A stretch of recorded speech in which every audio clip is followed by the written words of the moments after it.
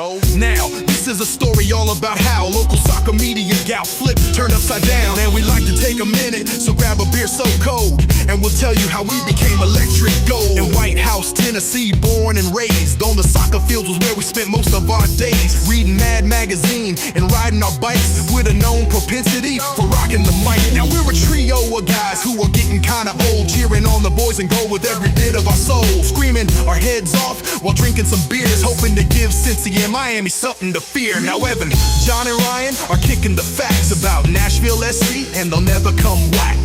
If anything, we can say the show is rare. Acoustic blue and electric gold, the only colors we wear. We pull up the Doties about 7:38, and we yell to the refs, yo home, smell you later. We look at the castle, we feeling so bold. We sit on our thrones, we're electric gold. Electric gold. What's up, everybody? This is Electric Gold, and we are all smiles today. I've got John and Evan with me.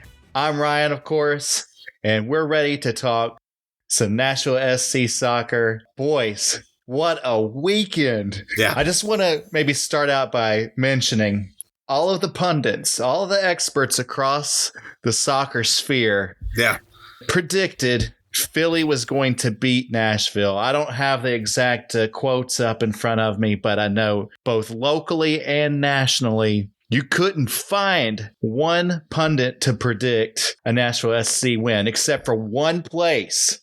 One media source this past week had a Nashville SC win predicted. Yeah, guys happen to recall who that was? Yeah, gee, let me think. Man, I'm trying to remember. Who was it? I'll tell you what, let me play a couple of clips for you. I feel that we're going to steal this one. Oh. From under Philly's nose. And in particular, I believe my magic ball involves Sam Surridge finally scoring a goal. I know he did not do well on the penalty kick, but I think overall he played okay. And I think he's going to finally get a goal.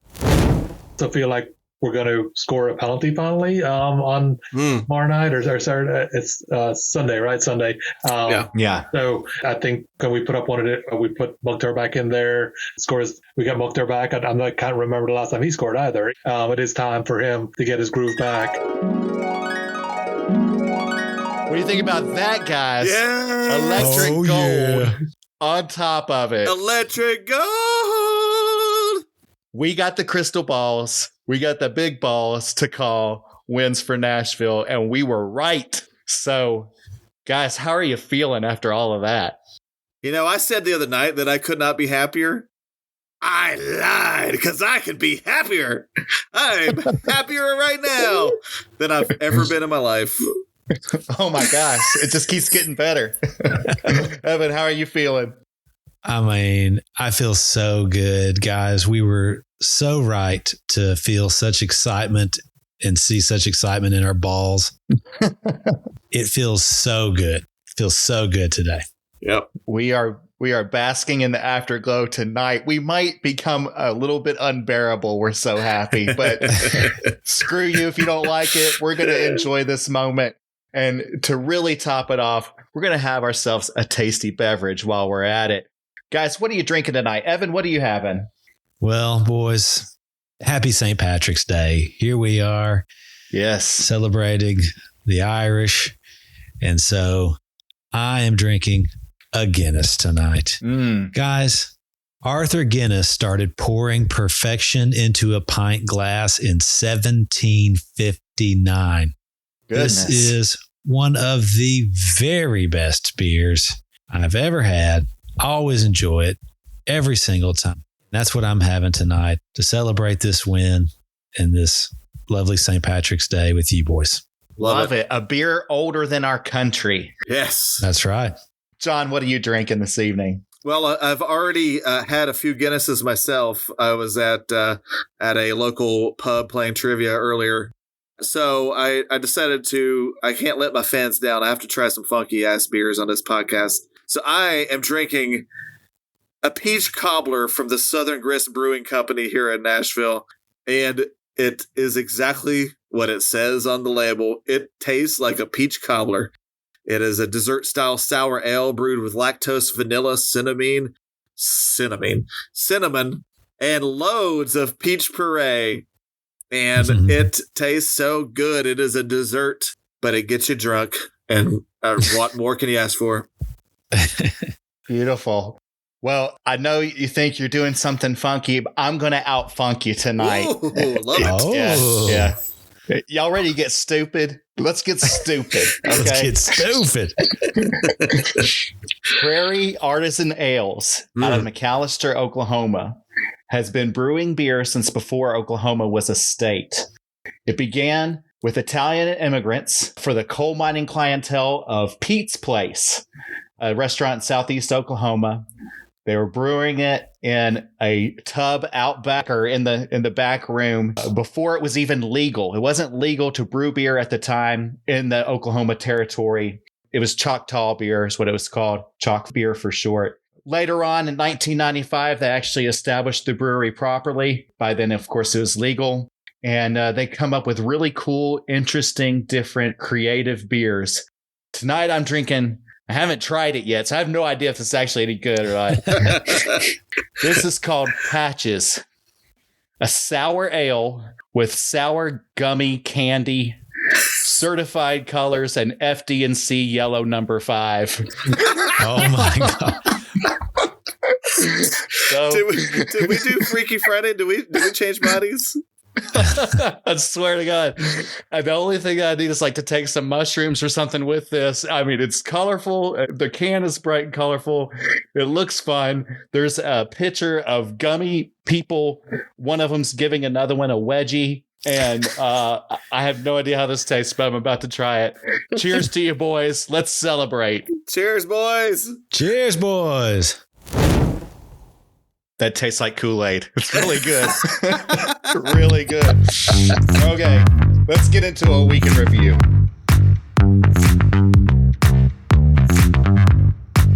On Sunday afternoon, Nashville SC rolled into Philadelphia to face the Union, the Eastern Conference's top team in this early season. Winners of their first 3 games, Philly had been looking like an unstoppable force and an inevitable playoff team entering the match. But despite all the expectations, a game had to be played, and it was Nashville who was intended on playing it. Early on, it was evident that NSC was not going to easily roll over, as they found consistent avenues into the Philly side. In just the 15th minute, Ivan Drago lookalike Sam Surridge found himself 1-on-3 in the Philly box, but he managed to juke both defenders before driving a shot past the keeper for a 1-0 lead. Philly's response would come quickly, though, as their corner kick created mayhem for the Nashville defense. Joe Willis leapt out of position to punch away the ball, missed it, and then was kicked in the gut for good measure. With Willis down on the pitch, Philly midfielder Jovan Lukic capitalized with an easy strike to even the score. But Nashville had more tricks up their sleeve. Dan Lovitz landed a terrific pass upfield on the feet of a charging Ahmed Qasem, who beat the defense to the ball and took a shot at goal that easily beat the Philly keeper. And then for good measure, a controversial penalty and lengthy review in the 82nd minute set up a moment of redemption for Hany Mukhtar, who calmly chipped a soft volley into the goal past the diving keeper. The boys in gold left the city of brotherly love with a 3-1 victory, 3 points in the standings, and a whole lot of confidence and excitement about the rest of the season. Sam Surridge was named as an MLS Team of Matchday starter, and Captain Walker Zimmerman was named to the Team of Matchday bench. Nashville now sits in a 4-way tie for 4th place in the East with 2 wins, 1 loss, and 1 draw, and a goal differential of +3. How's that sound to you guys? Is that something you might be interested in? I love it. Give me more of it. Music to my ears. Any instant reactions to what we saw on the pitch yesterday? That was one of the most fun Nashville SC road games that I recall. I'll talk about it later, but there was constant comparisons to one other game that we had in 2021. But yeah, that was a fun game. I mean, if you don't like that, you just don't like soccer. And the boys came through for us. The boys saved our weekend, and long may it continue. Amen to that. Evan, any thoughts? My thought is that match had everything. It had everything that you could possibly want in a soccer match. It had goals, penalty kicks made, penalty kicks saved, some testy moments between the players, a red card. I mean, my God, like John said, if you can't like that match, you're never going to like soccer. You know, I guess a criticism for soccer from the uninitiated, I've heard it my entire life, is what a boring sport. There's not that much scoring. There's not much going on. I'm not going to lie. There are games that are absolutely like that, that are like, you know, watching paint dry. Yeah. This is when it's soccer is at its most fun. It was nonstop action. It was constantly stuff happening. You know, Philly didn't play a bad game. They were threatening much of the time. I mean, they won the possession battle. They had plenty of shots on goal. We just happened to have some great stops. I mean, Joe Willis, stepped up big with some of his stops that he made. He fought off a penalty kick. I haven't seen him do that. I know that he has done it before for Nashville, but I don't think that I've witnessed it. You mentioned it last week, Evan, turning back the clock for Dan Lovitz. And boy, he looked every bit as good again this week, I thought. Yep. Our newcomers continue to impress. Tag Seth and Qasem and Nahar. I mean, they're just all over the place. I'm excited. I'm getting really excited. Oh, yeah. And what about redemption for Hany and for Sam Surridge? They both showed out and looked pretty good.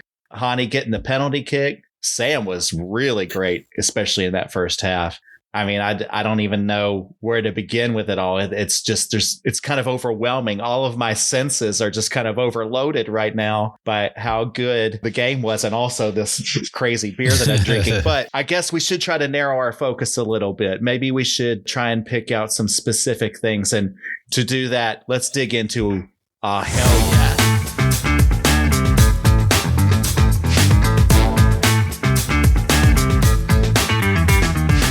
Start with you. Yeah. There's a lot to pick from. What's your hell yeah moment for the week? So much to cheer for, because like for basically 2 straight hours, I was going, oh, hell yeah. This is awesome.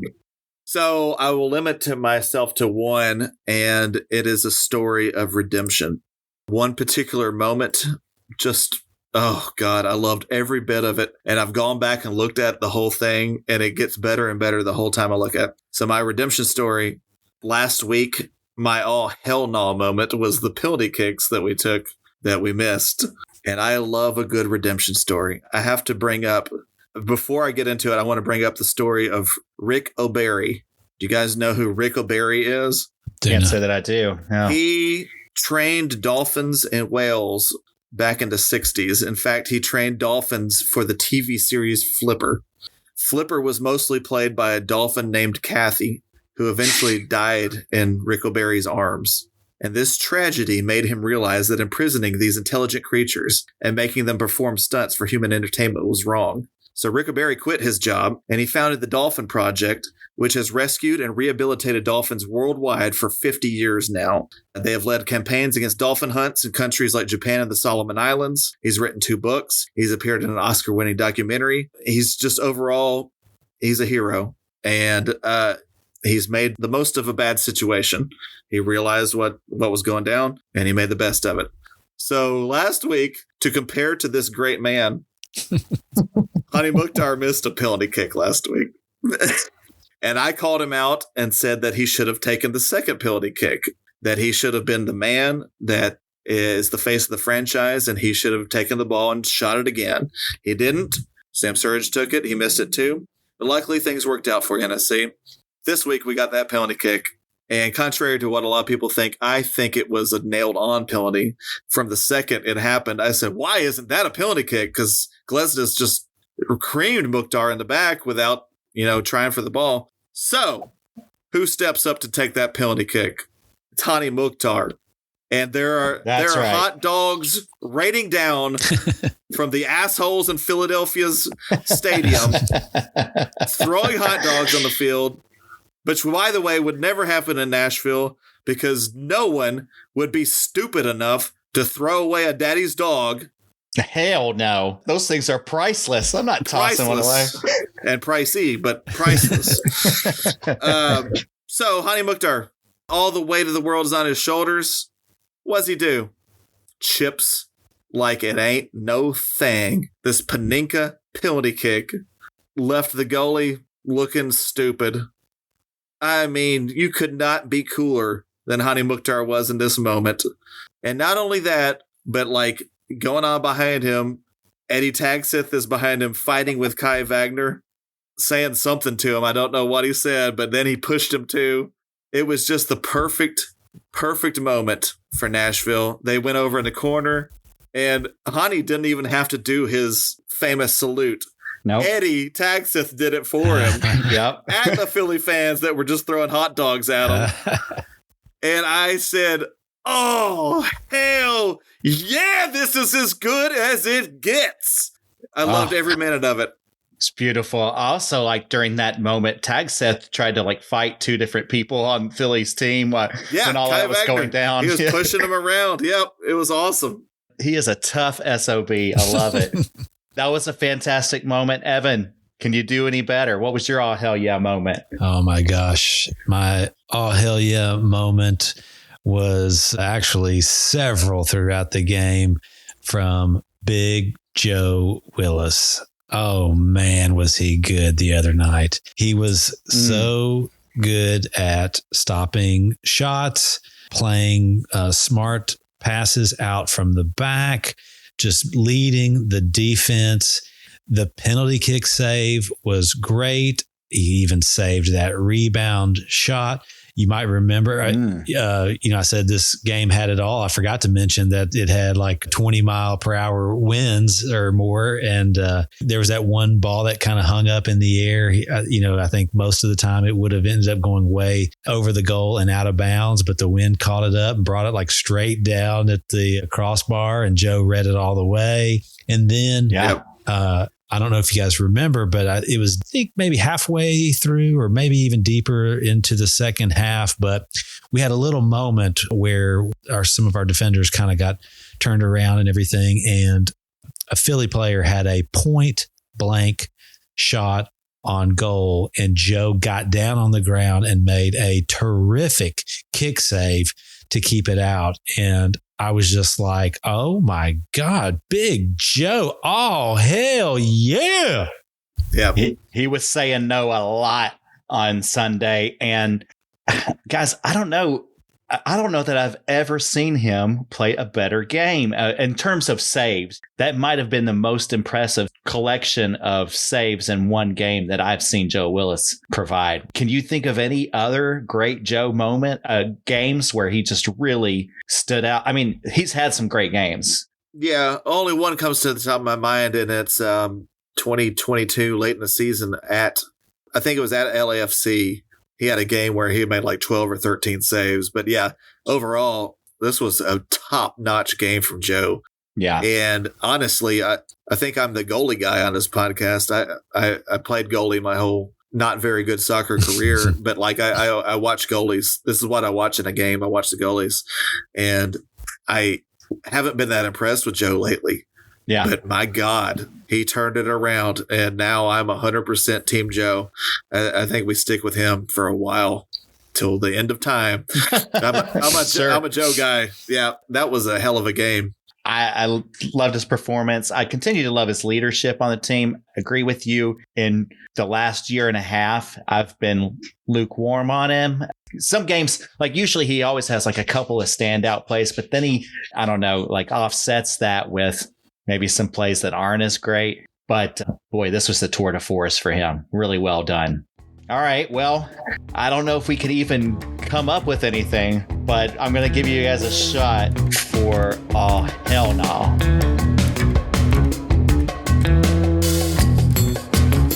Evan, any oh, hell no moments for you? You're really going to have to think hard on this one, I think, right? Oh, no. This is easy.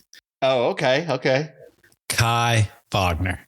I mean, what an absolute disgusting display of poor sportsmanship, diving, crying, moaning, just letting losing his temper. I thought I couldn't detest a Philly player more than Martinez. because you guys know I used to get on a roll about Martinez. Yeah. But, oh, wow. Kai Wagner takes the cake. I mean, gee whiz. Every time the camera was on him, he was crying and moaning. And I was just like, oh, hell no. Is this guy at it again?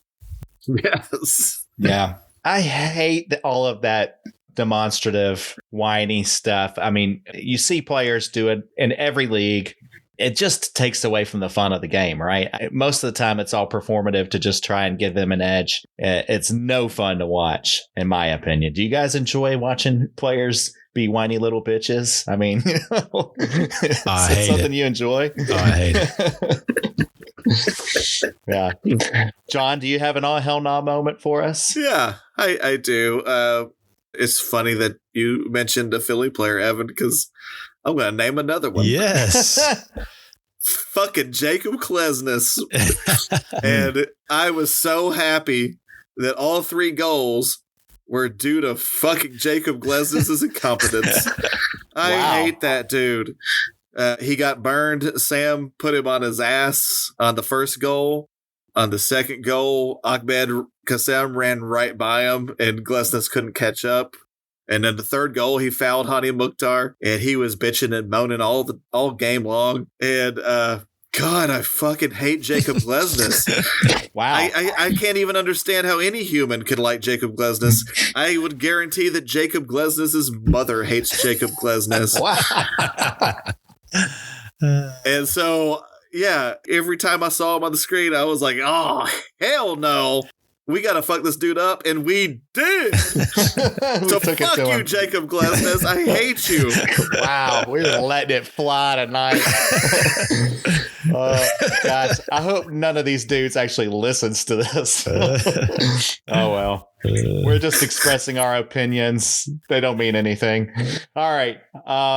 Wow, that's fantastic. You're on a roll. I can tell that you've been to trivia night and had a few before you started the podcast. Do you think? It's clearly evident. Yeah. Yeah, I'm ready to take on a professional athlete, you know? Guys, one of the things that we're doing this season, of course, is for each goal that Nashville scores, we're naming off a favorite thing of ours in life. Hopefully, the idea is that we're going to get to 50 of them. That's the goal that Nashville was trying to achieve, 50 goals this season. That's still a stretch, but looking more and more likely after these past couple of games. Tonight, we've got to name off 3 favorite things, so we'll each get one turn. I'm going to go first because I didn't get a shot last time around. Yeah. My favorite thing is a unique genre of film that I just love the most. It really inspires me. It warms my heart. I always enjoy this type of movie when I see it. It's not an action hero movie. It's not sci-fi. It's not a legal drama or a rom-com. No, of course, I'm talking about that well-loved genre of movies about working at a theme park. I love it when movies are about working at a theme park. I cannot resist any movie where the characters are working in a theme park. As you guys know, in my youth, when I was in college in summertime, I came home to Nashville and I worked at Opryland, and I was there for the last few years that the park was open, working there. And I've got a successful career now these days. Very happy with what I do. But working at a theme park, working at Opryland was absolutely, bar none, the most fun job that I have ever worked in my life. And gosh, I just got such a passion for it. It takes me back. So much fun. So when I think about a movie like Adventureland, starring Jesse Eisenberg, or The Way Back, or Flamingo Kid, you could even throw in like Vacation. They didn't work at the theme park, but obviously they got to hold they got to hold the security guard captive and ride all the rides while it was closed down.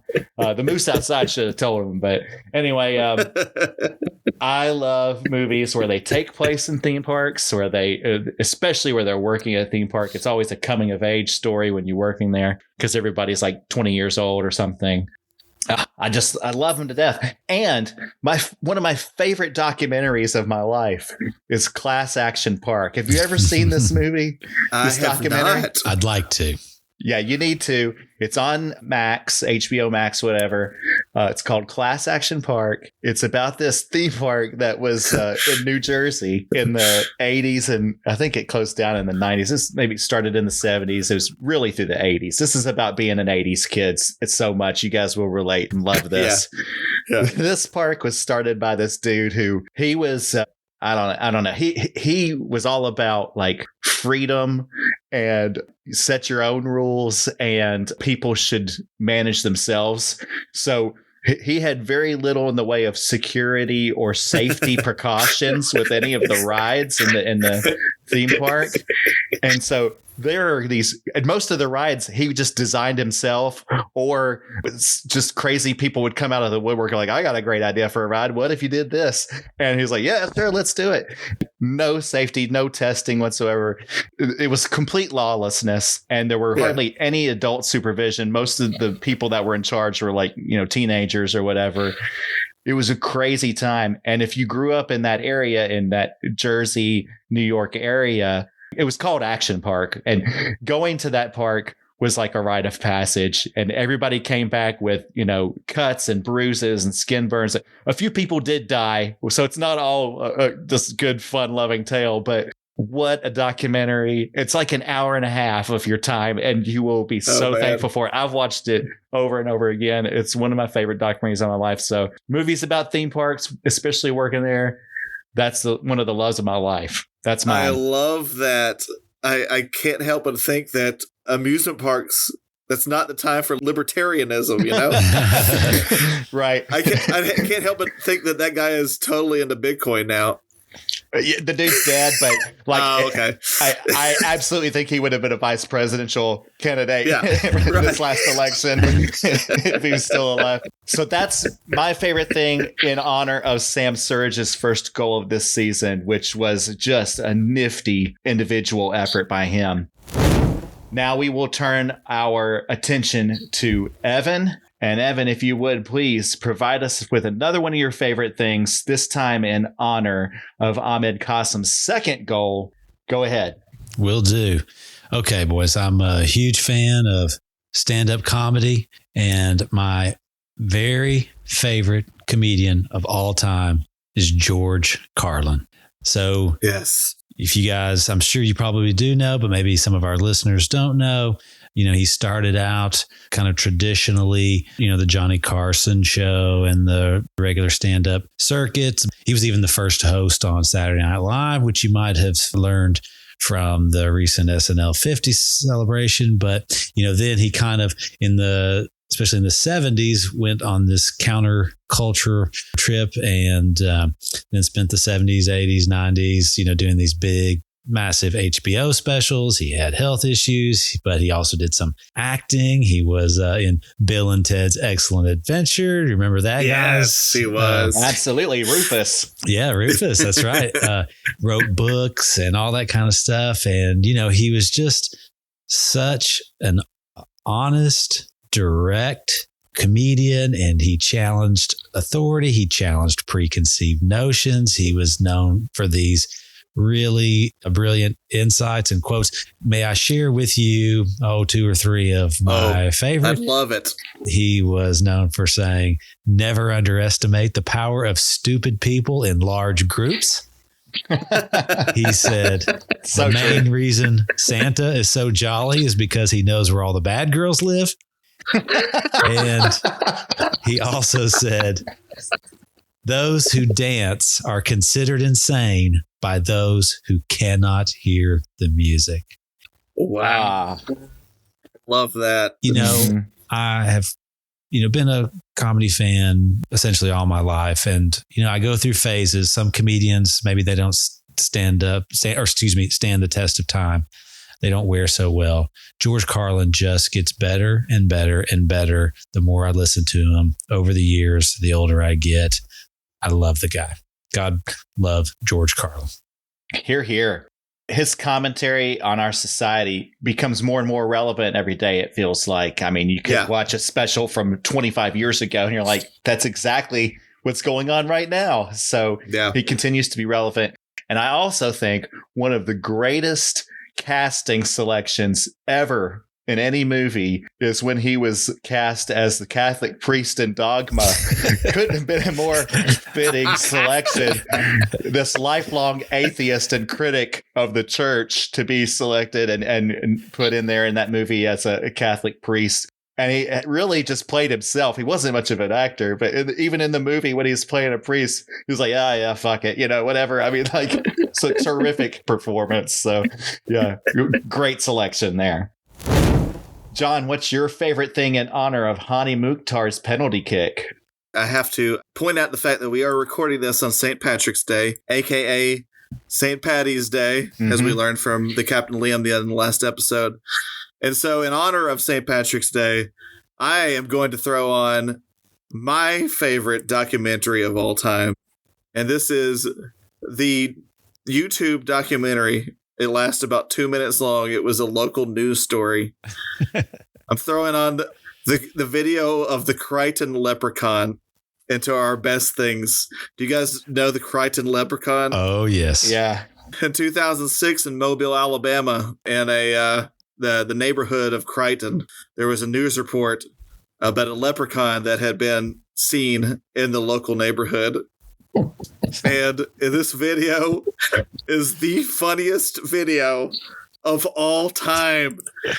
Every year in St. Patrick's Day, I have to watch it because it gets better and better every single time. The people, obviously, from the moment that they realized a local newsman was coming out to film the story, decided they were going to fuck this guy over and say the dumbest things possible. They talk about they've all seen this leprechaun, and like everybody is like, "Hey, who has all seen the leprechaun?" And everybody's like, "Yeah, I have." None of them have seen a leprechaun, and I don't know how it made its way onto local TV. Like, I don't know how this happened. Yeah. But the best character in the video is this one guy. He said he shows off this special leprechaun flute that he's got. He says this flute, he says it's thousands of years old and that he inherited it from his Irish grandfather. and he says this with a straight face. And he waves at the people that are driving on the street saying, don't worry, I've got him. I'm taking care of this. He's the leprechaun hunter. It aired in 2006, and then it became one of YouTube's first big viral videos. And like 20 years later, it only gets funnier. There's all kinds of stories about what actually was going on. Some people, apparently about 10 years ago, a little person in the area said that he was actually dressing up as a leprechaun, trying to pull a prank on people. But I don't know if that was true. The mystery remains kind of unresolved to this day, but it's just the funniest video in the world, and I have to throw it on the pile. Yeah, check it out. It's the best. Yeah.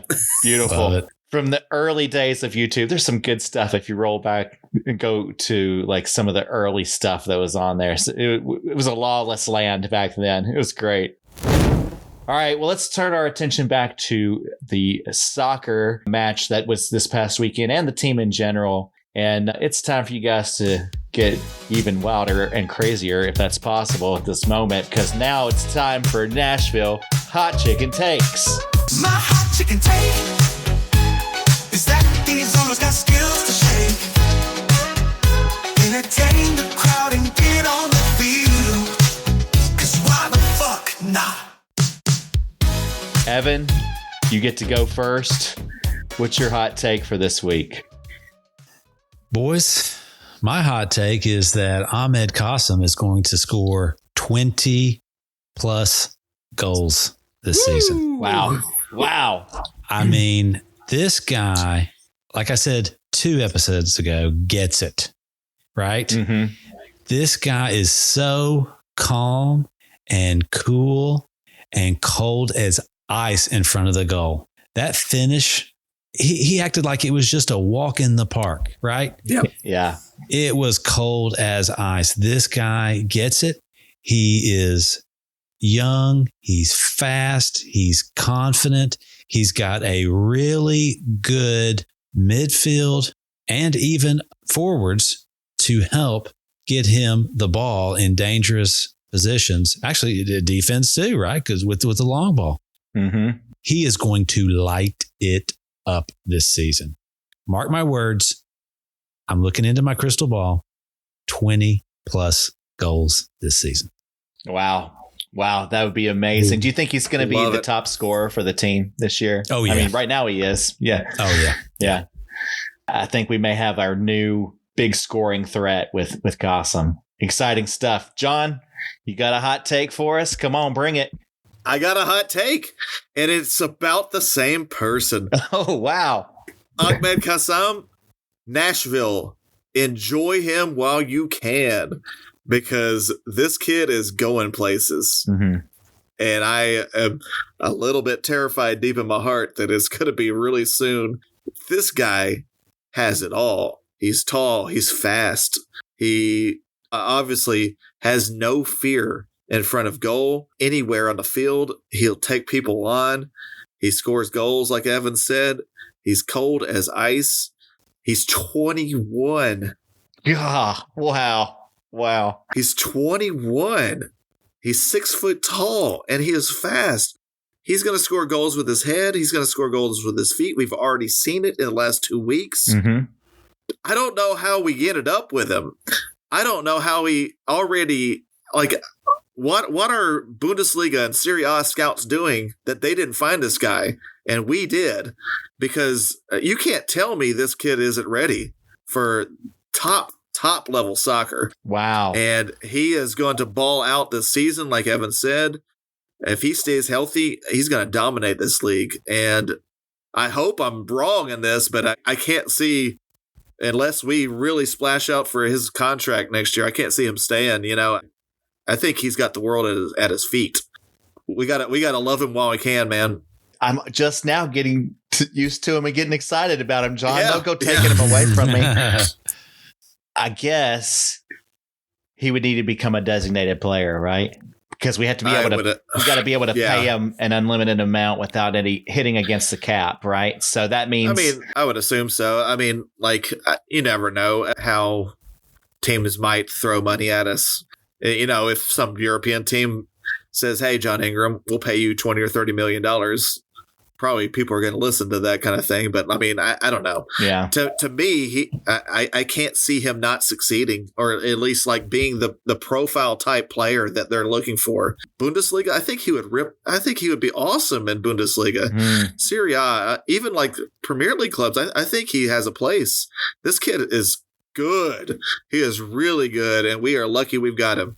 Yeah, enjoy it while you can. All right. Well, that would hurt my heart. But you know, like you said, let's just enjoy the moment. The moment. All right. Great stuff, guys.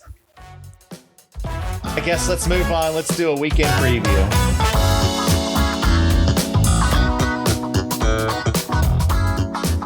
On Saturday, Nashville will once again return to Geodis Park to host the visiting CF Montreal, a team who once again find themselves near the bottom of the conference looking up.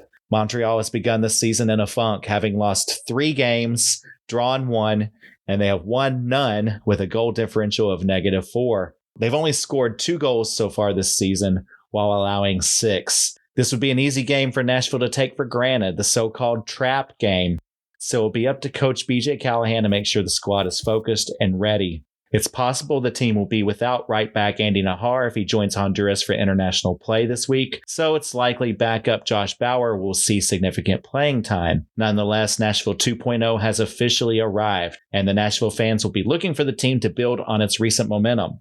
The last time the team won 3 regular season games in a row was August 28th through September 11th, 2021.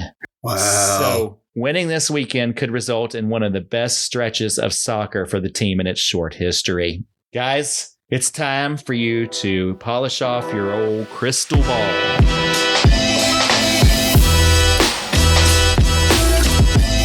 tell me what you foresee for this weekend and what you're going to be looking for, John.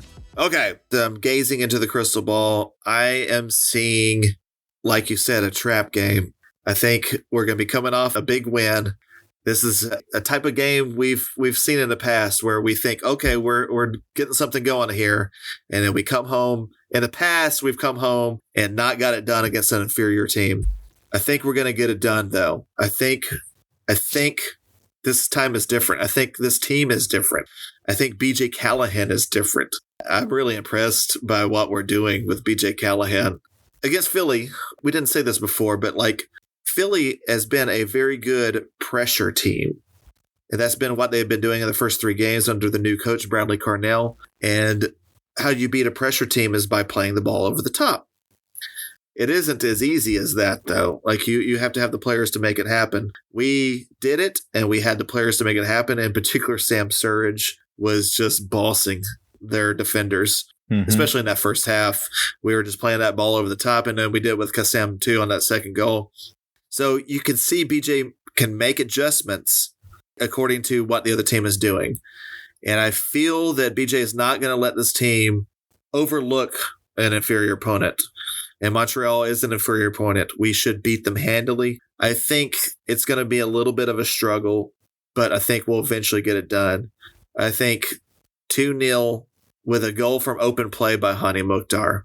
I think Hany is coming back. I think Hany is vibing with this new team, and I think we're going to start to see the real Hany Mukhtar here in the next few weeks.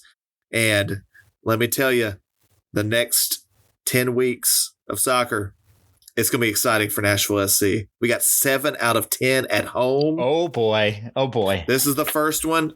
We're going to find out in the next 2 months what kind of team we really have. Are we playoff, top seed type contenders, or are we mediocre like people thought at the start of the season? We're going to find out. And this is the start of it. All right, Evan, you've got a crystal ball there as well. What are you seeing in the future for the team? Yeah, second verse, same as the first. John is exactly right here. One of the hallmarks of Nashville 1.0 was falling into the trap game, playing down to an inferior opponent. And as great as Sunday was, this is maybe the last thing that I'm looking for to see if this is truly Nashville 2.0. Can we get past that tendency to play down to quote unquote inferior opponents? Okay. So as I unveil my crystal ball and I gaze into it, here's what I see. I see that Nashville 2.0 is a real thing. We are going to take care of business at home on Saturday night. We are going to beat Montreal 4-0 with goals from Super Sam Surridge, Ahmed Qasem, Jacob Schaffelberg. Not forget about him. And Walker Zimmerman. Oh, love it. Sounds great. And I just want to remind all of the listeners that we have not been wrong yet with our crystal balls. So. We are 1 for 1. We nailed it last week. We are batting 1,000. Yeah, so take us for granted at your own risk. All right, guys, that's fun. That's exciting. I cannot wait until this weekend. It can't get here soon enough because I'm ready to go to this game, scream my head off, and cheer on the boys in gold. As we wrap things up, and I'm finishing up my sour gummy candy beer, it's probably important that, John, we let the people know how they can get in touch with us. They want to talk to us. They're dying to reach out and converse with Electric Gold. Let them know how they can do it. Electric Gold NSC is on Instagram, Facebook, X formerly Twitter, probably other social media that I don't even know about yet, that I probably started up and forgot about. But anyway, you can reach out to us. You can talk to us. You can tell us if we're ignorant, if we're awesome. Just tell us. I don't care. I obviously don't care. I just challenged a huge man from Philadelphia to a fight, basically, on the air. Anyway, just like us, listen to us, give us a shout. We're your boys. Yeah. We are Nashville SC fans. We're going to be there at the game. We're there at the tailgate. Just Just come up to us and talk to us. I don't care. We don't have to do this whole social media bull crap. We're real, man. You can come talk to us. Yeah. We ain't hiding. Yeah, don't even follow us. Don't follow us. Don't like us. No, follow us and like us. Oh, okay. Yeah. All right. Fair enough. All right. Well, we appreciate everybody's support, and it's been a fun night. I just am reveling in the big win. We're basking in the glow. We're enjoying it. Hope you all are too. And let's look forward to a fun weekend and another big win. In the meantime, everybody keep supporting your team. Keep yelling and screaming your heads off for them. Keep on cheering the boys. Keep on saying it. Come on, you boys in gold. Come on, you boys in gold. Come on, you boys in gold. Under cities, neon lights, talking dreams on Friday nights. Electric vibes and stories told. Come on, you boys in gold. Waves of laughter in the air. Podcast pals without a care. Sharing glorious thoughts out loud. Come on, you boys in gold. Waves of laughter in the air. Podcast pals without a care. Sharing glorious thoughts out loud. Come on, you boys in gold. Okay, stop the music. Now we're doing Montreal. Oh, this is way too easy. They act like their city's Paris, but it's really just Detroit with croissants. The official language is French, but the official attitude is just rude. Where the winters are hell, the summers are unbearable, and somehow the locals still think it's better than Toronto. Welcome to Montreal. The Canadiens fans talk about their 24 Stanley Cups like anyone born in the last 30 years has actually seen them win one. And Montreal soccer fans pretend CF Montreal is good, but even the referees forgot they exist. Montreal, here's a little something just for you. I'm in Montreal, known now as the city of Mary. Well, I don't know about you, but I don't give a good golly. We've got our own say down here in the music capital. Yeah, you can call us the city of Dolly. Up there by Mount Royal, you think you're on top, but really you're still sitting just way down low. Cause nobody gets as high as us, good old Nashvilleans. When we're winning soccer matches by the Cumberland Plateau, go around saying we're being through harmony, but that's not hip with any other youth. Down here we've got the sweetest melodies you ever heard, and Nashville is always rocking 3 chords and the truth. Up there by Mount Royal, you think you're on top, but really you're still sitting just way down low. Cause nobody gets as high as us, good old Nashvilleans. When we're winning soccer matches by the Cumberland Plateau. Our city doesn't have a baseball team. Guess you're nothing more than a hockey town. So when y'all come down here to face us at Goody's Park, and FC boys in gold gonna have to take you on down. Up there by Mount Royal, you think you're on top, but really you're still sitting just way down low. Cause nobody gets as high as us, good old Nashvilleans. When we're winning soccer matches by the Cumberland Plateau. If you knock off Notre Dame, you think you're really big timing. Hey, we got the mother church and make a joyful sound at the rhyming.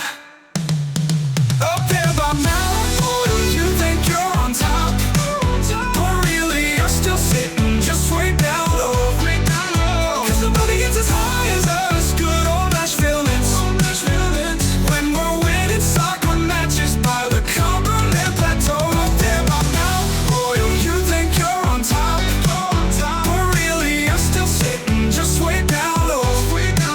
Cause nobody gets as high as us, good old Nashvilleans. When we're winning soccer matches by the Cumberland Plateau. That's right, no one gets as high as us, good old Nashvillians. When we're winning soccer matches by the Cumberland Plateau.